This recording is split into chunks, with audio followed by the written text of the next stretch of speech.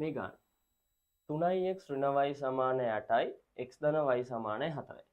සමීකරණ නොවිසඳා x ඍණ y හි අගය අහන්නේ. එතකොට හදන්නේ අපි මේ වගේ ගානක් ආවහම එක්ක මේ සමීකරණ දෙක එකතු කරනවා එක්ක එකකින් එකක් අඩු කරනවා. දැන් මේක එකතු කරපු ගමන්ම උත්තරේ එන්නේ නැහැ කියලා ඔයාට පේනවා. ඇයි එහෙම කියන්නේ? මේ ඍණ y ට ධන y කැපිලා ගිහිල්ලා x ට උත්තරයක් එනවා. එතකොට මේ සමීකරණයට මේ x ඍණ y කියන කෙනාට උත්තරයක් ගන්න යන්න වෙන්නේ නැහැ. අපි මේ සමීකරණ දෙක 1 2 කියලා මාක් කරගෙන මේ එකෙන් දෙක අඩු කරලා බලමු.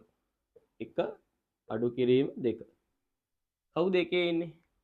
එකේ ඉන්නේ 3x ඍණ y. අපි ඕකෙන් අඩු කරනවා. අඩු කිරීම අඩු කරනකොට මතක ඇතුව දාගන්න වරහණක් x ධන y. දැන් ආයිත් වරහණක් දාගත්තා. දැන් 8 අඩු කිරීම 4. මේ ඉස්සරහා තියෙන ඍණ ලකුණ දෙන්නටම අයිති කියන එක මතක තියාගන්න.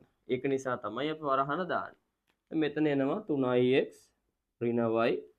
මොන බලන්න මෙතන ලකුණ මෙයා ධන මෙයා ඍණ. ධනයි ඍණයි ඍණ x. ඊට පස්සේ මෙතන ලකුණ ධන මෙතන ලකුණ ඍණ y. දැන් එනවා අපිට 8න් 4ක් ගියාම 4යි කියලා. දැන් සුළු කරලා ගත්ත හැකි 3x වලින් x එකක් අඩු කළාම මේ 3x වලින් මේ x එකක් අඩු කළාම 2x. ඊට පස්සේ ඍණ y ඍණ y කියලා කියන්නේ ඍණ 2y සමානයි 4යි. දැන් මේ දෙන්නගෙම දෙකක් එළියට ගන්න. x ඍණ y සමානයි 4යි. අවසාන උත්තරේ අපිට මෙහෙම ගත්ත හැකි.